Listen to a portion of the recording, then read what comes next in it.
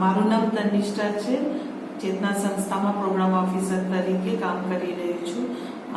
હમણાં ખુશાલી સેહત પ્રોજેક્ટ વિશે થોડીક બોલીશું. ખુશાલી સેહત પ્રોજેક્ટ ભરૂચમાં ઝઘડિયા તાલુકામાં 16 ગામમાં કાર્યરત છે અને મુખ્ય હેતુ ખુશાલી સેહત પ્રોજેક્ટના છે કે જે ગામોમાં આપણે કામ કરીએ છીએ તેમાં માતૃમરણ અને બાલ મરણને ઘટાડવાનું પ્રયાસથી આપણે કામ કરીએ છીએ.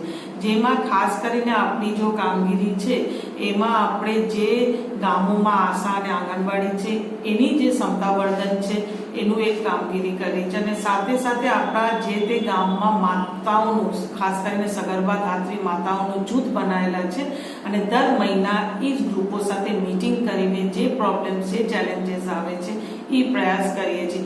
છેલ્લા 1-2 વર્ષથી આપણે જોવા મળ્યું કે ત્યાં જે ઝઘડિયામાં કામ કરી રહ્યા છે ત્યાં જે છે કે બહુ પ્રમાણે માઇગ્રન્ટ પોપ્યુલેશન છે કે ઇન્ડસ્ટ્રીયલ એરિયાઝ છે એટલે બિહાર, યુપી, બંગાળમાંથી ઘણા બહેનો અહીંયા આવીને રહે છે.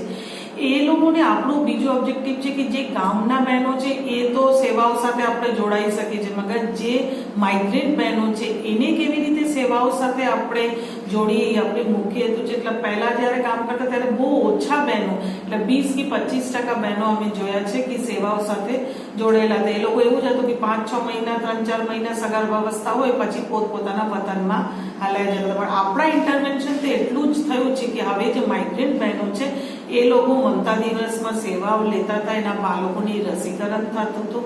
એટલે શરૂઆતમાં જ્યારે હું કામગીરી ચાલુ કર્યું હતું ત્યારે જે સગર્ભાવસ્થામાં જે ચાર્ટ તપાસ હોય એ ફક્ત આપણા 26% હતો, જે આજની 2 વર્ષ પછી કામ કરીને એને 89% સુધી સગર્ભાવસ્થાની ચાર્ટ તપાસમાં કરી શકે. એવી રીતે આપણે બાળકોની કુપોષણ સાથે પણ કામ કરી રહ્યા છે.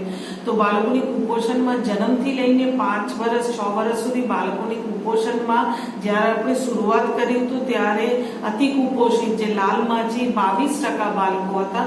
આપણે 2 વર્ષ પછી 2% ઓછી કરી શક્યા છે, જે 20% સુધી બાળકો આજની તારીખમાં આપણા અતિ કુપોષિત બાળકો છે. એવી રીતે જે શાળાએ નથી જતી કિશોરીઓ હોય છે કે એને તો કોઈ સર્વિસીસ ના મળે તો એના સાથે પણ આપણે કિશોરીઓ જૂથો બનેલી છે. જ્યારે શરૂઆતમાં 55% કિશોરીઓ લો BMIમાં હતા, આજની તારીખમાં 41% ખાલી કિશોરીઓ છે.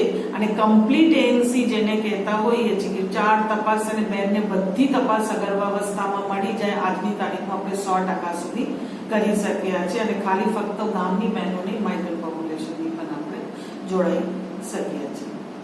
આપણે જે ઓબ્જેક્ટિવથી ખુશાલી સેહતની પ્રોજેક્ટ શરૂઆત કર્યું હતું એ આપણે 2 વર્ષમાં ઘણું એચીવ કરી લીધું. તો હવે જે નવું રીતે જે ખુશાલી સેહત પ્રોજેક્ટ આ વર્ષની સપ્ટેમ્બરથી ચાલુ કરવામાં આવે છે એ છે કે આપણા ફર્સ્ટ 1000 ડેઝ ઓફ લાઈફને સ્ટ્રેન્થન કરવા માટેના આપણે જે તે ગામમાં જે આશા અને આંગણવાડી કાર્યરત છે એ લોકોની કેપેસિટી બિલ્ડિંગ અને એ લોકોનું સ્ટ્રેન્થન કરી દઈએ તો લાંબા સમય સુધી આપણે માતૃમરણ બાલમરણને અટકાવી શકાય. કેમ કે પહેલા 1000 દિવસમાં આપણા સગર્ભાવસ્થાની 9 મહિના અને જન્મ થાય બાળકના પછી 2 વર્ષ સુધીના હોય છે. તો આટલું આપણે કામ કરી શકીએ અને આશા આંગણવાડી અને એના જે સુપરવાઇઝર્સ છે જેમ ANM, આશા ફેસિલિટેટર, ICDs ના સુપરવાઇઝર્સ એને આપણે સુપરવાઇઝરીમાં સ્ટ્રેન્થન કરી દઈએ તો જે આગળ જઈને એક કેડર એક ઊભી થશે અને જેમાંથી ખાસ કરીને પોષણના દૃષ્ટિકોણમાં કુપોષણ પણ માતાઓમાં બાળકમાં